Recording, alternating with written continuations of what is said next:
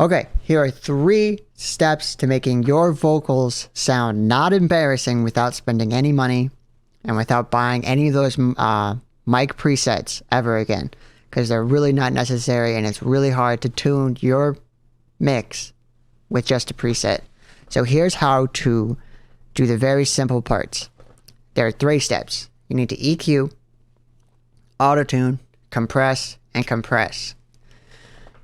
Now, let's start with a demonstration. This is what this guy's vocal sounds like with absolutely no processing on it. We're just listening to a center take. He sent 3 different takes. We're just listening to the center take and the beat. Kept all my passwords the same, cause I thought the internet was safe, but I was wrong. I've lost my MySpace and Twitter too. They even deleted all my favorite photos of you.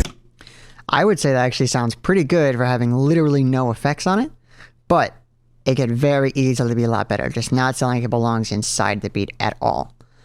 Now, on to step number 1, EQ. This is probably the most important step and the easiest step to mess up.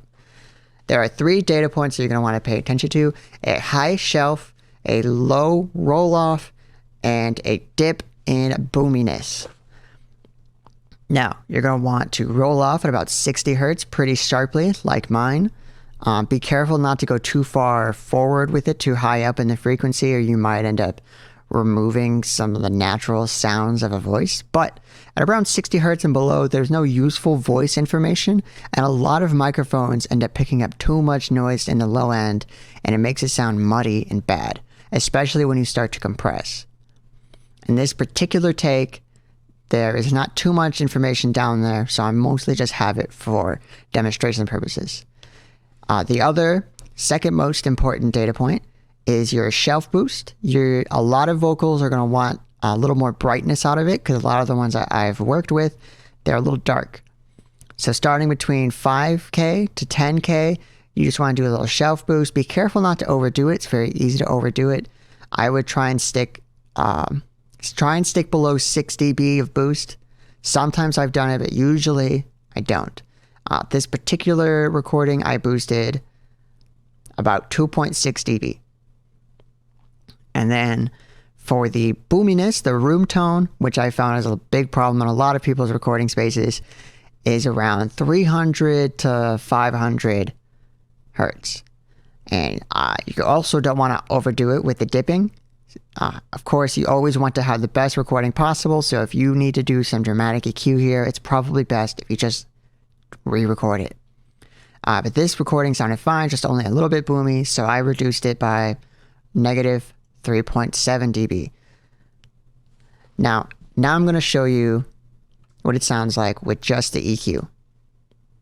Kept all my passwords the same, cause I thought the internet was safe, but I was wrong. I've lost my MySpace and Twitter too. And it sounds pretty dramatic if you ask me. This is what it sounds like off. Kept all my passwords the same, cause I thought the internet was safe, but I was wrong. I've lost my MySpace and Twitter too. I think it sounds like it belongs in the beat a lot more, especially when the beat kicks in.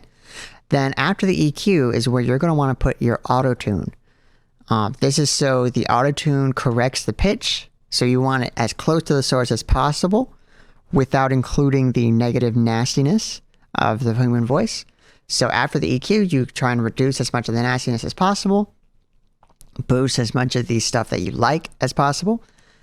Well, not as possible, as get it to the point you want it, and then add the Autotune. And I'm going to demonstrate that just so you're not jarred when I start moving on to the next step. Kept all my passwords the same, cause I thought the internet was safe, but I was wrong. I've lost my MySpace and Twitter too. They even deleted all my favorite photos of you. Now in just these 2 steps and a good consistent volume recording like I have here, is a very dramatic difference in the quality of the sound. And it's often overlooked in amateur mixes. Now, and it's also really hard to do in a preset, is the EQ curve. Now, next is compression. Now, generally speaking, a lot of the beginning tutorials on compression, they just say use one compressor with a relatively steep ratio and just be careful. I don't think that's a good way for beginners to do it at all. I think the best way to do it is to do lots of compression or lots of compressors that do very little compression. So what I would recommend is your first compressor is meant mostly for volume, because a lot of people have very inconsistent volume when they record. This particular take actually has a pretty consistent volume, but it could still be boosted, and your recording will also need something very similar.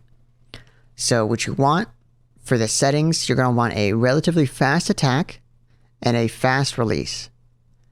And you want to adjust your input / your threshold, depending on your compressor, so that it's compressing, generally speaking, around -3 dB. It's okay if it goes under, and it's okay if it goes over.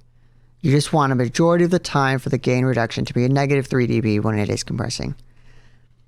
Now, on this particular compressor, I would highly recommend you use it if you have it, but if you don't have it, it's okay. The equivalent attack setting for this is going to be pretty fast. I think it's about, at its fastest, which is number 7, it's about 50 microseconds. And for the release, at its fastest, is about 1 millisecond. So that's approximately my settings. They're slightly different, as you can see. They're not quite on the numbers, but that's just a general rule. You can start there and adjust from there.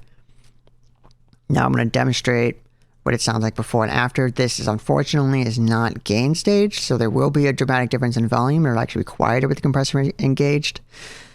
Just make sure when you're comparing your settings on your compressor that you do adjust for gain staging. I don't on this first step, just because I know it needs to be quieter. I know the volume needs to change. So here's what it sounds like without. But all my passwords the same, cause I thought the internet was safe, but I was wrong. I've lost my MySpace and Twitter too. With.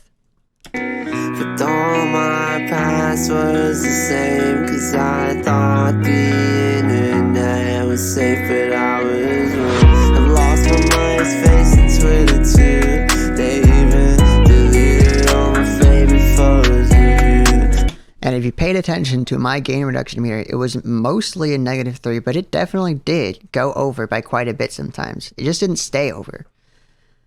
That's the key to not overcompressing, is to make sure it doesn't stay at a high level for very long. For certain styles of music, you may want to do that, so you can exaggerate the character of the compressor and exaggerate certain aspects, but we're not going to worry about that today. Now, often, and it is the case with this recording and with many, many recordings I've ever worked with, one volume control compressor isn't enough. So what I do is I hit it again.